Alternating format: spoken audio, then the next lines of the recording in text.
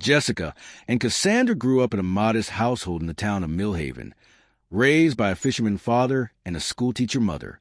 From childhood, the sisters displayed starkly different personalities that shaped their future paths.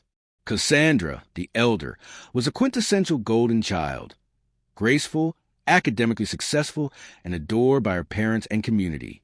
She was calm, responsible, and followed a structured path, going to college, settling down, and marrying Dominic Blunt, a respected architect. Jessica, in contrast, was rebellious, impulsive, and drawn to chaos. Though intelligent, she lacked direction, constantly switching academic majors and leaving behind a trail of broken relationships. Her charisma and manipulative charm made her both alluring and dangerous. Over the years, Jessica's resentment toward her sister grew, fueled by a desire to outshine Cassandra and escape her shadow. This long-standing sibling rivalry, complicated by jealousy, bitterness, and unmet desires, became the emotional core of the tragedy that later unfolded, setting the stage for betrayal and irreversible consequences. Cassandra Lawrence had seemingly built the perfect life.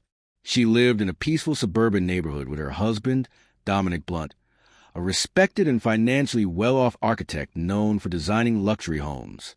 Their home, tastefully decorated and always tidy, often became the centerpiece of neighborhood admiration. Cassandra volunteered at local charities, hosted community events, and maintained a calm, graceful public image.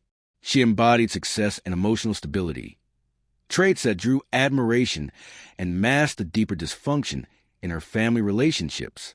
Meanwhile, Jessica's life was a stark contrast.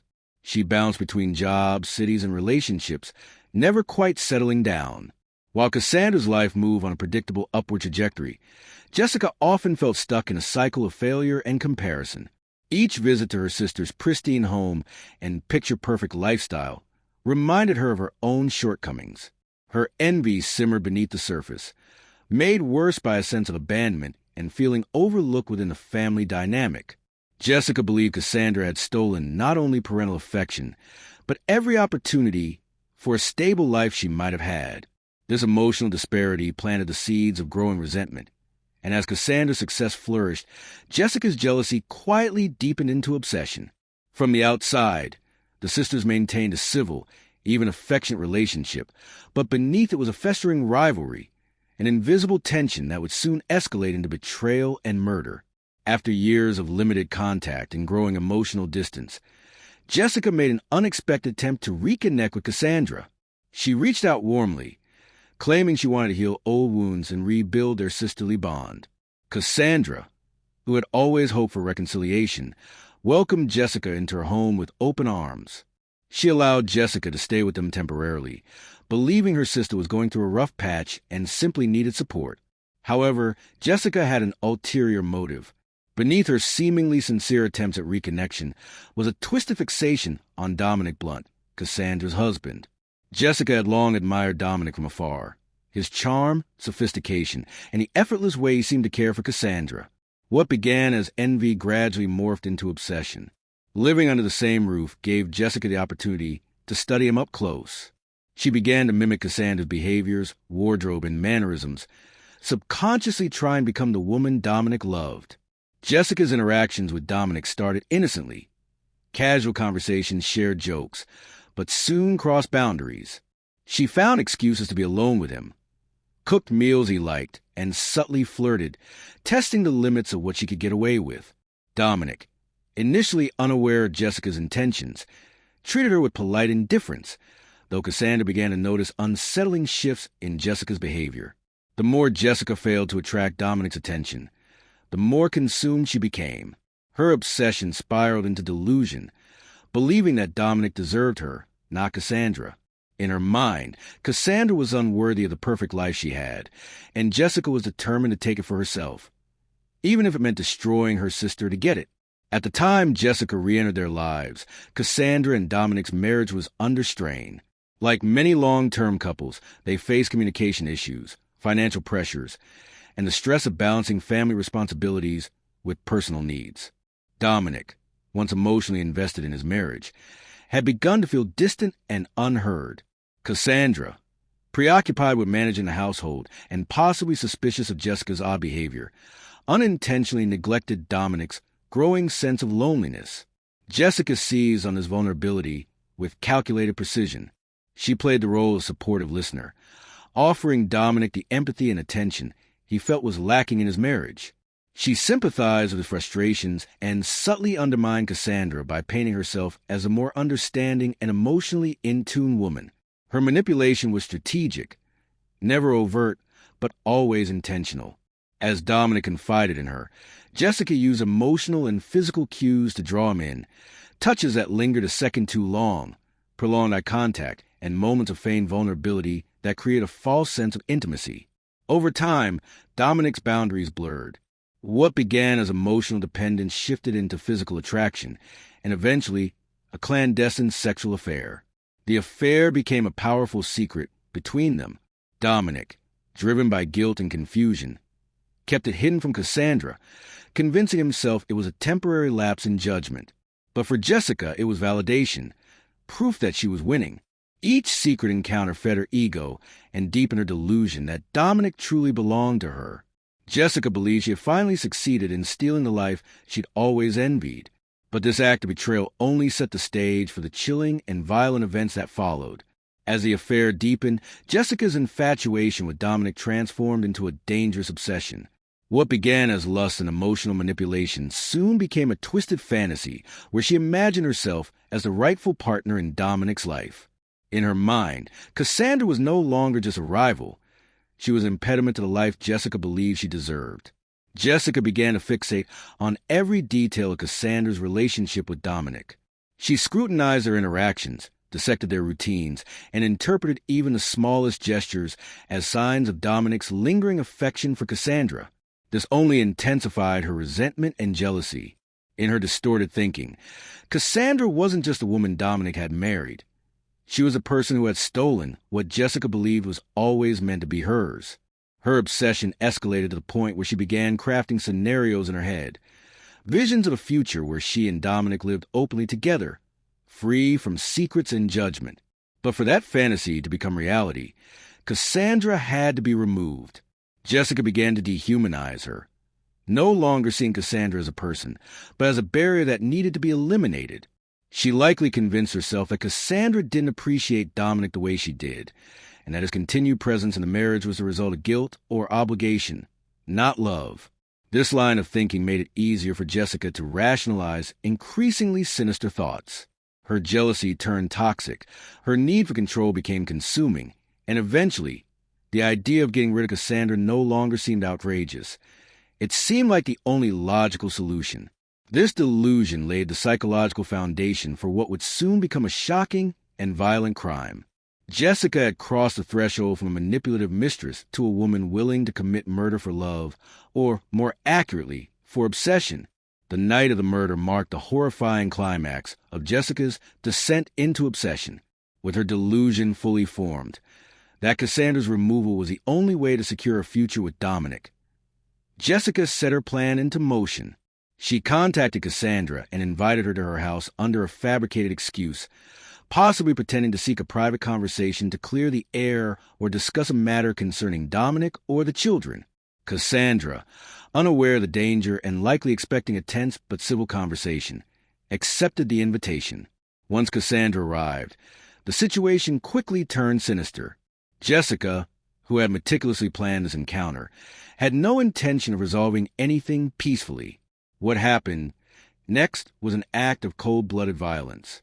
The details of the murder, whether it was premeditated to the point of choosing a specific weapon or a sudden explosion of rage, remain chilling. What is clear, however, is that Jessica's actions were deliberate and ruthless. After taking Cassandra's life, Jessica's panic began to set in. Realizing the gravity of what she had done, she scrambled to conceal the crime.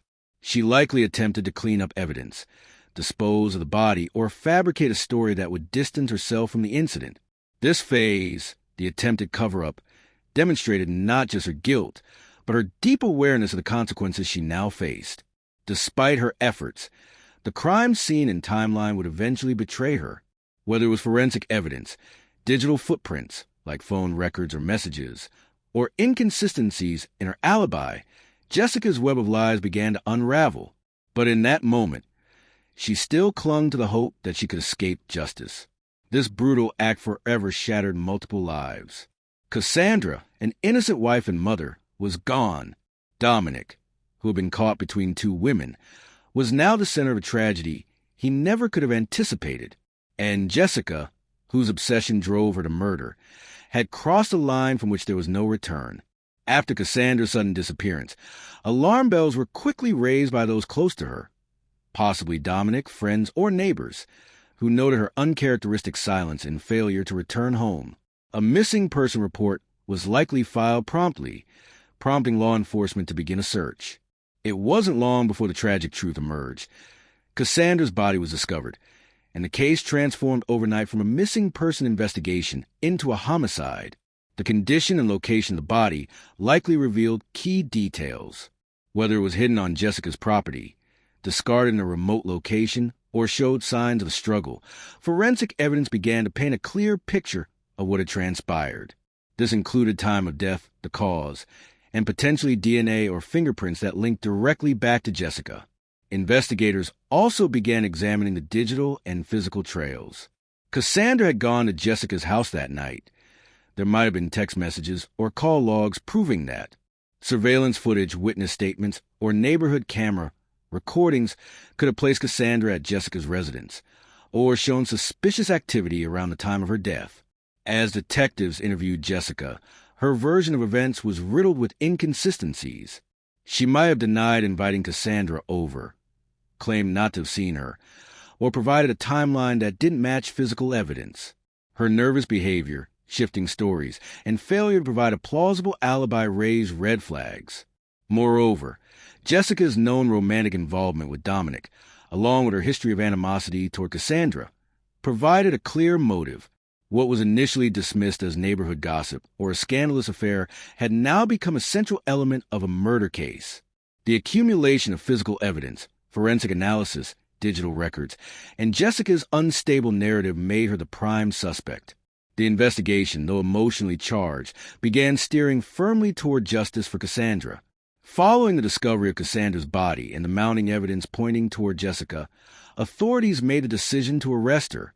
The arrest likely took place at her home, possibly in front of neighbors or even Dominic, setting off a wave of shock throughout the community. The charges were serious: murder, obstruction of justice, and possibly tamper with evidence, depending on the forensic findings. Once in police custody, Jessica was subjected to a formal interrogation. Detectives, trained in reading body language and psychological pressure tactics, carefully questioned her. At first, Jessica likely maintained a front of innocence. She may have denied that Cassandra ever came to her house that night, or claimed they parted on good terms if she acknowledged the meeting at all. However, the detectives would have confronted her with hard evidence: surveillance footage, phone records, and perhaps forensic traces like blood or DNA at the scene. If Cassandra's body showed signs of struggle or defensive wounds, that would further contradict Jessica's denials. The inconsistencies in her story became more glaring as the questioning intensified. In her initial statements, Jessica may have tried to shift blame, perhaps suggesting Dominic had something to do with it, or that Cassandra was emotionally unstable and could have hurt herself. But these fabrications quickly fell apart under scrutiny. Eventually, the psychological toll and the irrefutable evidence wore her down. Under pressure, Jessica confessed, possibly in parts, first admitting to the affair, then revealing the escalating tension with Cassandra, and finally confessing to the murder. Her confession may have included details like Cassandra confronting her angrily, a physical altercation spiraling out of control, or even a moment of premeditated rage. Jessica's confession exposed the full extent of the affair with Dominic, how it started, how deep it ran, and how it had poisoned her relationship with Cassandra. She might have revealed jealousy, resentment, and fear of being exposed as motives. The emotional and psychological complexity of the case became clearer. Jessica had not just betrayed a friend, but had destroyed lives to preserve her secret. Once the truth was revealed and Jessica was charged with Cassandra's murder, the case sent shockwaves through the entire community. The story was not just about a tragic killing. It involved betrayal, a secret affair, and the murder of a young woman by someone she considered a friend. The media likely covered the case intensely, dubbing it something sensational like the housewife and the neighbor's son, or the jealous mistress murder. Friends, neighbors, and even people from nearby towns followed the case closely, stunned at the brutal reality hidden beneath the surface of what appeared to be ordinary suburban life. Jessica, once seen as a normal mother and housewife, quickly became the face of betrayal and cold-blooded violence. Her trial may have drawn significant public attention, with courtroom sketches or footage showing her seated at the defendant's table, often stone-faced or weeping. Prosecutors painted her as a manipulative woman who allowed her jealousy and fear of exposure to spiral into murder. They highlighted her actions after the crime, attempting to cover it up, lying to investigators, and showing little remorse until caught. Jessica's confession was a key piece of evidence. Combined with forensic findings such as blood evidence, bruising on Cassandra's body, and digital evidence like text messages or call logs, it made the prosecution's case strong. If there were any witnesses who had seen Jessica and Cassandra arguing or had heard about the affair from Dominic or someone else, their testimony would have further solidified the narrative. During the trial, the jury saw a picture of a woman consumed by a toxic relationship and willing to kill to keep it hidden. Her defense may have attempted to argue diminished capacity, emotional instability, or even self-defense, but the facts overwhelmed those claims. After a thorough trial, Jessica was found guilty of murder. She may have received a long prison sentence, possibly life without parole, depending on the jurisdiction. As for Dominic, his role in the entire situation came under intense scrutiny. He was not just the affair partner. He was also the person who had brought Cassandra to Jessica's home that night and may have known that a confrontation could occur. Some members of the public saw him as morally responsible, even if not legally culpable. He was likely called to testify in court, where he had to admit to his affair and explain his actions in painful detail. However, investigators and prosecutors apparently found no evidence that Dominic was involved in planning or executing the murder. He likely did not anticipate Cassandra would be killed, or he may have been away when it happened. Because of that, Dominic was not charged with any crime. But socially, his reputation was destroyed. He became a symbol of recklessness and betrayal, and he may have had to leave town or live under a cloud of judgment from those who once knew him. The case closed with Jessica behind bars, Cassandra buried by her grieving family, and Dominic left with the guilt and fallout of tragedy he helped set in motion but could not stop. This tragic case underscores the dark and dangerous consequences that can arise from secret relationships, emotional betrayal, and unchecked jealousy. On the surface, it began as an affair between Jessica, a married woman and mother, and Dominic, a much younger man and the son of her neighbors. But beneath that surface lay a volatile emotional situation built on secrecy, manipulation, and inability to handle conflict in a healthy or lawful way. Jessica's relationship with Dominic was not just inappropriate because of the age gap or the betrayal of her husband. It was emotionally intense, obsessive, and ultimately destructive. Jessica's fear of losing control over Dominic, or having her secret exposed, became the driving force behind her decisions. The moment Cassandra, Dominic's girlfriend, began to threaten that delicate balance by discovering the affair, Jessica saw her as a threat that needed to be eliminated. This wasn't a random or impulsive act of violence. It was a calculated decision made by someone who allowed jealousy and emotional desperation to override any sense of morality or legality. Jessica's actions were not only criminal, they were deeply personal. She knew Cassandra. She lured her to her home under the pretense of talking things out. Instead, she committed an act of cold-blooded violence, likely fueled by rage, jealousy, and fear of losing everything. The case also shows how emotional manipulation can spiral out of control. Dominic, being younger and possibly more impressionable, may have been manipulated by Jessica throughout their affair. Even though he didn't directly participate in the murder, his involvement set the stage for the fatal confrontation. Whether he realized it or not, he was a pawn in Jessica's desperate attempts to maintain control of a crumbling secret. This case is now remembered as a chilling cautionary tale, one that teaches us how dangerous it can be when people try to manage emotional entanglements through deception, secrecy, and manipulation. It highlights how unchecked emotions like envy, obsession, and betrayal can lead to irreversible actions with devastating consequences. The murder of Cassandra, a young woman with her whole life ahead of her, serves as the most tragic part of this story. She was not just a casualty of love gone wrong. She was a victim of calculated murder, caught in the crossfire of someone else's lies and selfish desires. Her death is a sobering reminder of how one person's need to protect a secret can destroy multiple lives.